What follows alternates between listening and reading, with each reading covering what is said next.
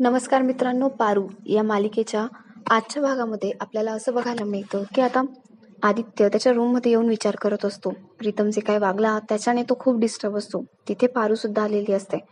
आता आदित्य म्हणतो, पारू बघ ना, तो प्रीतम कसा वागतोय ते. मला माहिती आहे त्याचा स्वभाव जरा चंचल आहे, तो मूडी आहे आणि एखाद्या मुलीला तो कधीच कमिटमेंट नाही देऊ शकत. त्यामुळे त्याचा हा स्वभाव ओळखून आईने त्याच्यासाठी दिशाची निवड केली आहे. आणि मी त्याचा भाऊ आहे ग, मी त्याच्याविषयी असा वाईट विचार का करेल. त्याच्यासाठी मी चांगलाच निर्णय घेईल ना. त्याला त्याच्या भावावर सुद्धा आता विश्वास नाहीये.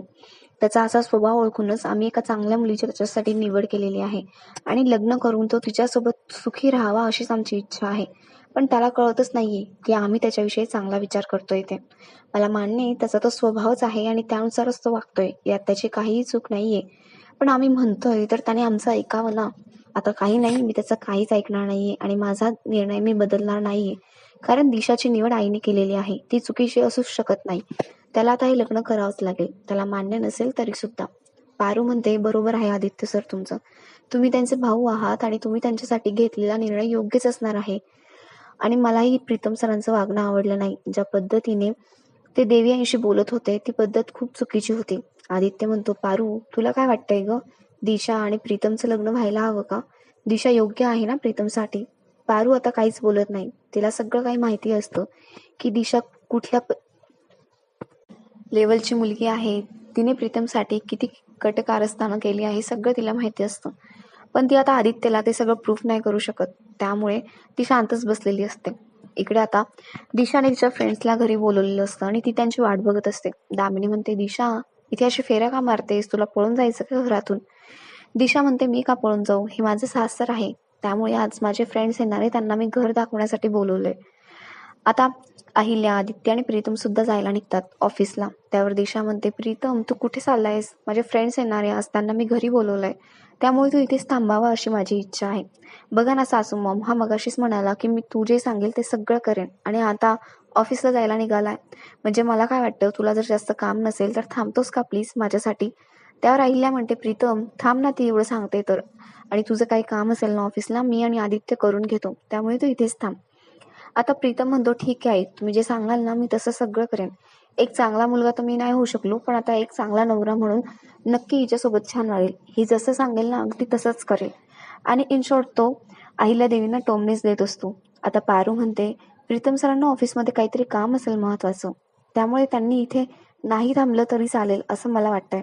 त्यावर आता अहिल्या म्हणते, पारू त्यांच्यामध्ये तू का बोलतेस? दिशा आणि प्रीतम एकमेकांशी बोलतायत ना आणि ते होणारे नवरा बायको आहे, त्यामुळे तुला मध्ये बोलण्याचा काही संबंध नाही. आता अहिल्या म्हणते, आम्ही जातो, प्रीतम तू इथेच थांब. अहिल्या आदित्य निघून जातात. पारू सुद्धा तिचं काम आवरायला घेते. त्यावर दिशा म्हणते, पारू तुला आठवतंय ना मी काल काय म्हणाले ते? निघ आता. आता प्रीतम म्हणतो, दिशा मॅडम बोला काय करायचं आहे? त्यावर दिशा म्हणते, बस. आता प्रीतम खाली बसतो. दिशा म्हणते, ए तुला खाली नाही बसायला लावलं मी, वर बस सोफ्यावरती. प्रीतम म्हणतो, ठीक आहे मॅडम. आणि तो सोफ्यावरती बसतो. त्याने आता ठरवलेलं असतं दिशा जे सांगेल तेच करायचं, कारण त्याचं कोणी ऐकूनच घेत नसतं. दिशा म्हणते, उठ चल. आता प्रीतम उठायला लागतो. म्हणजे दिशा जसं म्हणत असेल तसं तो सगळं काही करत असतो आणि वागत असतो, कारण त्याचं कोणी ऐकूनच घेत नसतं. त्याला माहिती आहे आपण जर हिच्या विरोधात गेलो तर आई आणि दादा आपल्यावर परत चिडणार, म्हणून तो दिशाच्या म्हणण्याप्रमाणे सगळं काही करत असतो. आता पारूने प्रियाला फोन केलेला असतो आणि ती विचारत असते, प्रिया मॅडम कशा आहात तुम्ही? प्रिया म्हणते, मी ठीक आहे, पण प्रीतम सर कसे आहेत? पारू म्हणते, प्रीतम सर अजिबात ठीक नाहीये, ते फक्त दाखवतायत की ते खूप ठीक आहे, पण आतून त्यांची मनस्थिती एवढी बरोबर नाहीये आणि मला ते जाणवतंय. प्रिया म्हणते, पारू मला त्यांच्यापासून दूर नव्हतं जायचं ग, पण त्यावेळी ते करणं गरजेचं होतं. नाहीतर प्रीतम सर त्यांच्या घरच्या माणसांपासून दूर आले असते आणि माझ्यासाठी त्यांनी आपल्या घरच्या माणसांना सोडावं असं मला अजिबात वाटत नाही. मी त्यांच्यामध्ये आणि त्यांच्या आई भावामध्ये येऊ नाही शकत, म्हणून मी तो निर्णय घेतला आणि माझा निर्णय योग्यच होता. त्यावर पारू म्हणते, तुमचा निर्णय योग्य होता की नाही हे मला नाही माहिती, पण मला आता एवढंच माहिती आहे की प्रीतम सरांना तुमची गरज आहे. तुम्ही असं तडकाफडकी त्यांच्यापासून दूर नव्हतं जायला हवं. त्यावर प्रिया म्हणते की पारू मला ते करणं गरजेचं होतं ग, मी तिथे नसते थांबू शकले, नाहीतर प्रीतम सरांचा ओढ अजूनच वाढत गेला असता माझ्याकडे. आणि मी आता प्रीतम सरांपासून कायमची दूर चालले आहे. तू त्यांची चांगली मैत्रीण बनून त्यांच्या सोबत राहा. अशा काळात त्यांना एका चांगल्या माणसाची, एका चांगल्या मित्राची गरज आहे आणि तूच ते काम करू शकते. त्यांना समजून घे आणि त्यांच्यासोबत नेहमी राहा. मी त्यांच्यापासून आता कायमची दूर चालली आहे. घरी माझ्या भावाने आणि वडिलांनी सुद्धा माझी लग्नाची बोलणी करायला मला बोलवलं आहे आणि मी त्यांना नाही दुखवू शकत. त्यावर पारू म्हणते, प्रिया मॅडम तुमचं जाणं गरजेचंच आहे का? म्हणजे इथे थांबला असतात तर आपण काहीतरी प्रयत्न केले असते ना. मला माहिती नाही तुमचं काय होणार आहे ते, पण देवाने नक्कीच तुमच्या आणि प्रीतम सरांच्या बाबतीत काहीतरी चांगलंच लिहून ठेवलेलं असणार असा माझा विश्वास आहे. आता प्रिया म्हणते, नाही ग पारू, अशा हट्टाने होणाऱ्या गोष्टी नाहीये ह्या. मला जावंच लागेल. मी माझ्या आबांना नाही दुखवू शकत. त्यामुळे चल मी ठेवते फोन. तू प्रीतम सरांची काळजी घे. आणि ती फोन कट करते. आता दिशा तिच्या फ्रेंड्सची वाट बघत असते. प्रीतम सोफ्यावर बसलेला असतो आणि दिशा टाइमपास म्हणून त्याला खूप त्रास देत असते, हिणवत असते. एखाद्या कुत्र्याला आपण जशी वागणूक देतो ना तशीच देत असते. त्याच्यावर शिट्टा फुंकत असते.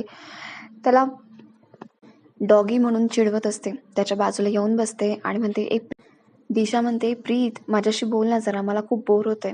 मी एक काम करते, तुझ्या आता प्रिया मॅडमांसारखं बनू का मी? म्हणजे तू मला लाईक करशील, मला आवडायला लागशील आणि प्रिया मॅडम सारखीच मला ट्रीटमेंट सुद्धा देशील. त्यावर आता प्रीतम म्हणतो, तू आणि प्रिया मॅडम कधीच नाही बनू शकत. तू त्यांच्यासारखे कपडे घालू शकते ग, पण तुझ्या मनात जी काही घाण साठली आहे ना ती कधीच नाही जाऊ शकत. तुला जर काही करायचं असेल ना तर प्रिया मॅडम आणि पारू दोघींची माफी माग.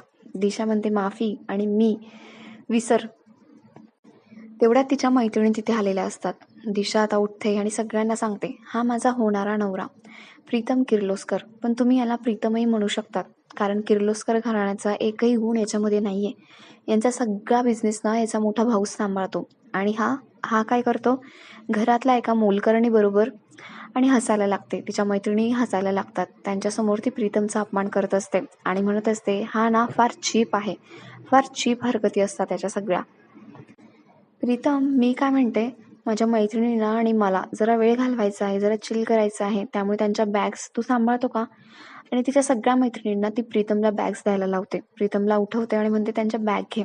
आता प्रीतम सगळ्यांच्या बॅग्स आपल्या हातात घेऊन उभा असतो, एखादा नोकराप्रमाणे.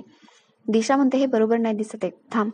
आणि ती सगळ्या बॅग्स घेते आणि त्याच्या गळ्यात टाकते. जसं आपण कुत्र्याला बेल्ट लावतो तसं त्या पद्धतीने त्याला वागणूक देत असते. आदित्य आता दरवाजाच्या बाहेर उभं राहून हे सगळं बघत असतो. त्याला बघायचं असतं दिशा प्रीतमला कशी वागणूक देते ते, आणि त्याला खूप संताप आलेला असतो. पण तो तिथेच उभा असतो, कारण त्याला सगळं काही बघायचं असतं. आता तेवढ्या तिथे पारू आलेली असते. पारू सगळ्यांसाठी पाणी घेऊन आलेली असते आणि ती खाली पाणी ठेवते. दिशा म्हणते, माझ्या सगळ्या मैत्रिणींना प्रीतम तू पाणी द्यायचेस, उठ आणि सगळ्यांना पाणी दे. पारू म्हणते, थांबा ना मी देते. दिशा म्हणते, तुला सांगितलं नाहीये मी, तू शांत तिथेच उभं राहायचं, इथेच थांब. आणि प्रीतम देईन सगळ्यांना पाणी. तिने आता पारू, प्रीतम सगळ्यांनाच खूप अपमानित केलेलं असतं. प्रीतम आता ग्लास उचलून सगळ्यांना पाणी देत असतो. पारूला खूपच वाईट वाटत असतं. दिशा म्हणते, पारू, तुला सांगितलं होतं ना मी की याची कशी हालत करते ते बघ. तू तर खूप माझ्यात बोलली होती मला की प्रीतम सर तुम्हाला एक ना एक दिवस तुमची जागा नक्की दाखवतील. मग काय झालं त्याचं आता? मला ना खूप आनंद होतोय हे सगळं करताना, आणि म्हणूनच एन्जॉय करण्यासाठी तुलाही इथे मुद्दाम थांबवून घेतलाय मी. आता पारू तरी सुद्धा दिशाला समजवत असते. तिला असं वाटतं की आपल्या बोलण्याने दिशावर जरा काहीतरी फरक पडेल, पण दिशा आहे ती, तिला कसलाच फरक पडत नसतो. अगदी पाताळंत्री बाई असते ती. पारू म्हणते, दिशा मॅडम तुमचं लग्न होणार आहे प्रीतम किर्लोस्कर सरांबरोबर, आणि ते प्रीतम किर्लोस्कर आहेत, त्यांना अशी वागणूक देऊन तुम्हाला काय मिळतंय हो? आणि असं सगळ्यांसमोर, तुमच्या मैत्रिणींसमोर, बाहेरच्या लोकांसमोर त्यांना तुम्ही अपमानित करत आहात. त्यावर दिशा म्हणते, तुला किती वेळेस सांगितलंय का मी, मला शहाणपणा शिकवायचा नाही. त्यामुळे इथे गुपचूप उभं राहायचं आणि तमाशा बघायचा, कळलं ना? पारू आता दिशाला सारखी सांगत असते की दिशा मॅडम थांबवा हे. त्यावर दिशा म्हणते, मला नाही शहाणपणा शिकवायचा. आणि जेव्हा तो श्रीकांत किर्लोस्कर, ती आता श्रीकांतला काय बोलणार, तेवढ्यात आता प्रीतम तिच्यावर खूप चिडलेला असतो. पण दिशा म्हणते, शांत बस, लायकीत राहा तुझ्या. प्रीतमला आता आठवतं की आदित्य त्याला बोललेला असतो की मी तुला शेवटची वॉर्निंग देतोय, तुला दिशासोबत लग्न करावंच लागेल. त्यामुळे प्रीतमही शांत बसतो, काहीच बोलत नाही. त्याच्या वडिलांचा सुद्धा दिशा अपमान करत असते, पण त्याच्या हातात काही नसतं, त्यामुळे तो शांतपणे सगळं ऐकून घेत असतो. दिशा म्हणते, जेव्हा अहिल्या किर्लोस्करच्या मागे त्यांचा नवरा श्रीकांत किर्लोस्कर सारखा फिरत असतो, मागे पुढे करत असतो, तेव्हा चालतं का तुम्हा सगळ्यांना? मग मी याच्या गळ्यात माझ्या मैत्रिणींच्या पर्स टाकल्या, याला पाणी द्यायला लावलं, तर तेवढं का तुमच्या डोळ्यात खुपतंय? एवढं तर मी करूच शकते ना. आणि पारू ही तर फक्त सुरुवात आहे, अजून याची लायकी दाखवायची ना बाकी आहे. आणि तू म्हणालीस होती ना मला, जर मी याची ही लायकी करू शकते ना, तर तू आणि ती सावित्री माझ्यापुढे काहीच नाही आहात. तुम्ही इमॅजिन करून ठेवा तुमची काय हालत करेन मी. दिशा आणि सगळ्यांनाच गुंडाळलेलं असतं. तिने आज तर मर्यादाच ओलांडली असते श्रीकांत किर्लोस्करांचं नाव घेऊन. आणि बाहेरून हे सगळं आदित्य बघत असतो. तरी सुद्धा पारू म्हणते, मॅडम प्लीज हे थांबवा, मला नाही सहन होते. दिशा म्हणते, मॅडम थांबवा, नाही सहन होते. वाटतंय ना तुला, जा मग निघ इथून, चल. दिशा तिच्या मैत्रिणीला म्हणते, तुमचं झालं का पाणी पिऊन? ए प्रीतम, चल ग्लास उचल त्यांचे. आणि प्रीतमला त्यांचे सगळ्यांचे ग्लास परत उचलायला लावते. पारूला काही सहनच होत नाही. ती आता बाहेर आलेली असते आणि तिथे आदित्य उभा असतो. पारू आता आदित्यला बघते आणि म्हणते, आदित्य सर तुम्ही इथे? आदित्य म्हणतो, हो पारू, तू जे सकाळी बोललीस ना ते माझ्या मनातून जातच नव्हतं. आदित्यने पारूला विचारलेलं असतं की दिशा आणि प्रीतमचं लग्न व्हायला हवं का? तुला काय वाटतं? तुझ्या मनात काय मला जाणून घ्यायचंय. तेव्हा पारू म्हणालेली असते की आदित्य सर मनातलं बोलू का? आदित्य म्हणतो, हो बोल. पारू म्हणते, हे बघा आदित्य सर, लग्नाच्या गाठी आपण जुळवू नाही शकत. आपण फक्त प्रयत्न करू शकतो आणि तुम्ही ते करताय. पण मला असं वाटतं ज्यांचं लग्न व्हायचंय म्हणजेच प्रीतम सर, त्यांनी त्यांच्या लग्नाचा निर्णय घ्यायला हवा. तुम्ही त्यांना भाऊ म्हणून सपोर्ट करताय, समजून घेताय, पण ते जे सांगताय ते सुद्धा तुम्हाला कळायला हवं. ते एवढ्या तळमळीने तुम्हाला सांगताय की दिशा मॅडम त्यांच्यासाठी योग्य नाहीये. मग एक भाऊ म्हणून तुम्ही त्यांचं मत काय हे समजून घ्यायला हवं आणि तपासायला हवं. तुम्हाला आठवतंय ना, आधी प्रीतम सर कसे होते आणि आता त्यांच्यामध्ये किती बदल झालाय. हा बदल फक्त प्रिया मॅडमांमुळे झालेला आहे. आणि आदित्य सर सांगताय की दिशाचं त्यांच्यावर प्रेम नाहीये. तर मग नसेलच ना तसं काही, नाहीतर त्यांनी प्रिया मॅडमांचं नाव का घेतलं असतं? त्याऐवजी त्यांनी दिशा मॅडमांचंच नाव घेतलं असतं ना. हे बघा आदित्य सर, पांढरा ढग दिसायला कितीही चांगला असला ना तो पाऊस नाही देत. आणि काळा ढग दिसायला कितीही काळा असला तरी सुद्धा शेतकऱ्यांना तोच हवा असतो. दिसतं तसं नसतं. तुम्ही एकदा प्रीतम सरांवर विश्वास ठेवा आणि मगच शांतपणे विचार करा आणि मग तुमचा निर्णय घ्या.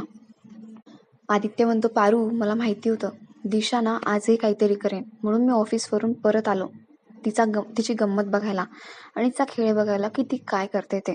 बघ तिने माझ्या भावाची कशी हालत केली. माझा भाऊ ना खूप स्वाभिमानी आहे. फक्त मला दिलेल्या शब्दामुळे तो हे सगळं सहन करतोय. नाहीतर आतापर्यंत त्याने दिशाचा माज उतरवला असता आणि तिला तिची जागा दाखवून दिली असते. पारू म्हणते, आदित्य सर तुम्हाला अजूनही असं वाटतंय का की प्रीतम सर जे करताय ते चुकीचं करताय? ते तुम्हाला आधी सांगत होते की दिशा मॅडम त्यांच्यासाठी योग्य नाहीये आणि दिशा मॅडम नेहमी प्रीतम सरांबरोबर अशाच वागत आल्या आहे. त्यांचा अपमान करतात सगळ्यांसमोर.